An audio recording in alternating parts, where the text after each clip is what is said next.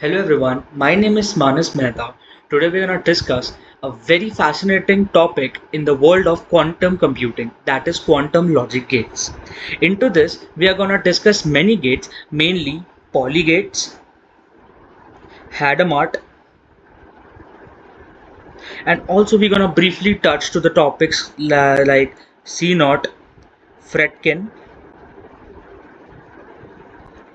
and Toffoli. So let's start.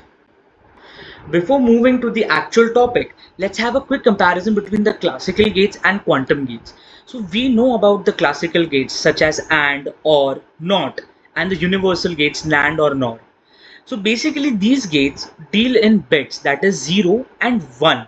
But when it comes to quantum computing, quantum logic gates, it works on the principle of qubits which are in superposition. That means it can be either 0, 1 or both at the same time. Because of this unique feature, it opens up a new world of thinking about logic and computational. Here, that is why it is a very important topic to study the quantum logic gates and the mathematical operations behind it. Let's start with polygates. So there are three types of polygates: X, Y, and Z. These all gates are single qubit gates and are essential for the building blocks for quantum circuits. The special thing about this gates are they represent 180-degree rotation around the X, Y, Z axis of the Bloch pair. Moving further with poly X gate. Just imagine the poly X gate as the normal classical NOT gate where it flips the 0 to 1 and vice versa. And there is a matrix representation of every gate. So the poly X gate have a matrix representation of 0, 1, 1 and 0. So moving further with poly Y gate, it is a combination of bit flip and phase flip. This gate is more complex than poly X or poly Y, poly Z alone. So the matrix form of this gate is 0 minus iota and iota 0. This matrix reflects bit and phase changes. It's a fundamental element. A state mapping of this it is shown here, where it changes 0 to iota 1 and 1 to minus iota. This is the state mapping of poly Y gate and matrix form of poly Y gates. In poly Z gate, it is made up of a single phase flip. In this, the 0 is kept as it is, but 1 changes to minus 1. The matrix representation of poly Z gate is 1, 0, 0, minus 1. And it does not change the probability, but it changes the phase, which can affect the quantum interference. So now let's move towards Hadamard gate.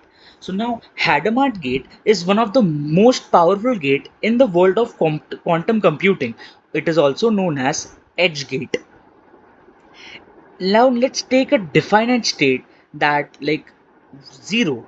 Now it will transform this 0 into a 50-50% chance of being measured as 0 or 1. That is basically transform it into a superposition. It is represented as 0, 1 divided by root 2. Now this creates a 50-50% of chance that it can be calculated as 0 and 1. Because of this unique feature, it is powerful. And the matrix representation of this Hadamard gate is 1 by root 2 divided by the matrix, that is 1, 1 and 1 minus 1.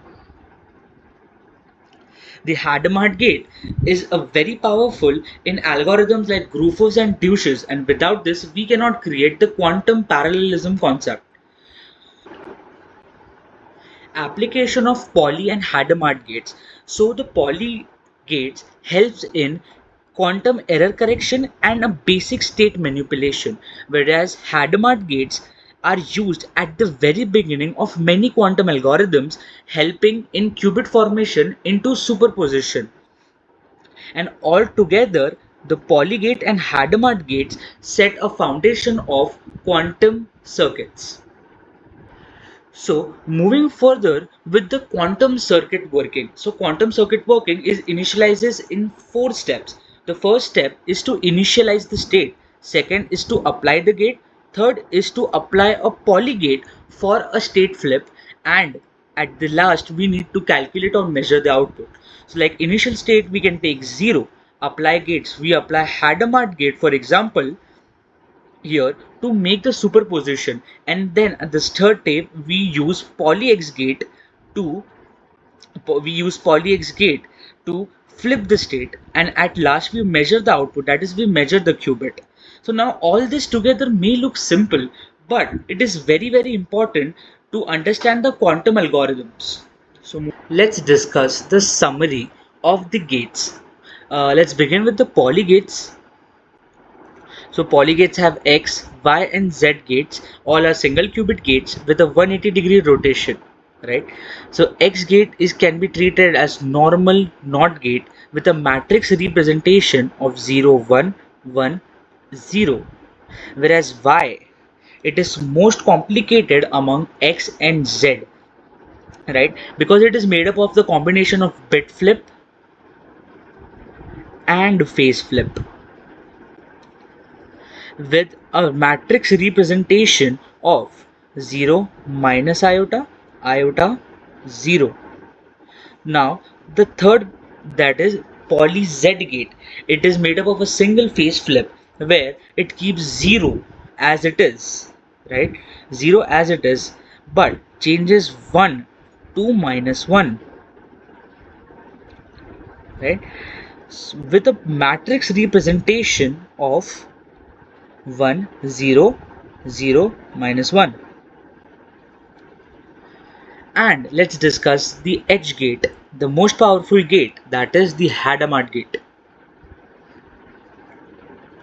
Now the best feature of the Hadamard gate is that if we take a simple gate, that is 0, and it will transform it into a superposition, making it a 50% chance that it can be either 0 or 1,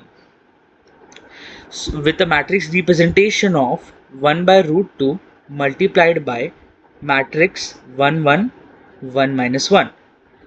So with this summary of the polygates and the Hadamard gates, so moving further with the topic, now let's discuss important powerful gates in quantum computing, that is CNOT, Toffoli and Fredkin. Let's first discuss CNOT gate, also known as controlled NOT gate. So before moving towards the details, let's just see a visual representation of CNOT gate. That is line this and so this is the visual representation of CNOT gate. Now CNOT gate is a 2-qubit gate. Now what is mean by 2-qubit gate? It means it has a target qubit,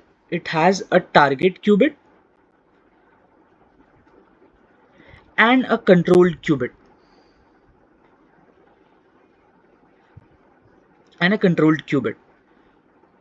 So in this, let's take an example like 1 0. So what the CNOT gate do is it will change it to 1 and 1 output, because the 1 here in the example is known as controlled qubit and 0 here is known as the target qubit. So according to the CNOT gate, if the control qubit is 1, it will change the target qubit to 1.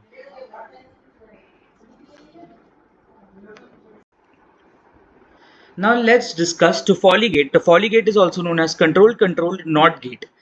In CNOT gate, we have seen that there is a single controlled qubit and a target qubit. If control qubit is 1 and a target qubit is 0, so the target qubit will be changed to 1. So in this case, Toffoli gate is a 3-qubit gate. It means it has 2 control qubit and a single target unit, a target qubit.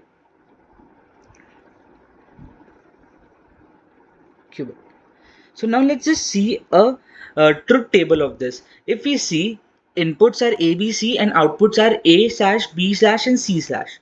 So AB has 0, 0, the controlled unit, and C is the target unit, target qubit.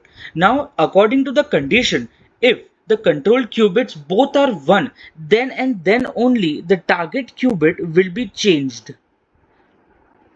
And it is simulates the example of AND gate. It is similar to AND gate. So here we can see that if the A, B, C are 0, 0, that is the control qubit is 0, 0 and the target qubit is 0, there is no change in the output seen here. But if we see that ABC, the control qubit is 1, 1 and this control and the target qubit is 1. So this 1 at the target is changed to 0 according to the criteria, satisfying the criteria. This is how the Toffoli gate is worked. The example is similar to that of the AND gate, that is the classical computing gate. Moving further, let's discuss Fredkin gate, also known as controlled swap gate. Now, it swaps the 2 qubits if the control qubit is 1. Now, what is the meaning of this? Earlier in the Toffoli gate, we have discussed that it has 2 control qubit and a single target qubit. But in this, we have a single controlled qubit and 2 target qubits. Now in this, the condition is that if the control qubit itself is 1, control qubit is itself 1, control qubit is 1, so the other to the target qubits will be swapped, will be interchanged in the output. So here we can see this in the truth table of the Fredkin gate is that the target qubit is B and C and the control qubit is A. So here A is 0 and B and C is also 0. It means that it doesn't satisfy the criteria, so the output is same as the input. But if we see that the control qubit is 1 and B and C are the target qubit, so it will change the position and it will give you the same result. But now let us take an example where B and C are completely different, that is this. In this, the control qubit is 1 and B and C are 1 and 0. So now the control qubit is 1, so it means it satisfies the criteria. And second of all, it will swap the position of the target qubit, that is 1 will be at 0 and 0 will be at 1. So in the output we can see that 1, 0 and 1, it has swapped the position, and this is how the Fredkin gate works. Now let's discuss the summary of the CNOT gate, Toffoli gate and Fredkin and also their applications. So now beginning with CNOT gate, we have seen that it is a 2-qubit gate. So it has a target qubit and a control qubit, and it is useful for entanglement. This is the application of CNOT gate. Moving further to Toffoli gate, it is a 3-qubit gate. It has 1 target qubit and 2 control qubit, and its application is that it is reversible, so it is very important for algorithms in quantum computing. Moving further with Fredkin gate, it is a 3-qubit gate, but it has 2 target qubits and 1 control qubit, and it is useful for data routing, multiplexing and reversible logic, again which is very important for quantum algorithms. The visual representations of these gates are like this. And in all these gates, the important criteria is that the control qubit should be 1 in order to change the target qubit. Right? Thank you so much for watching the video.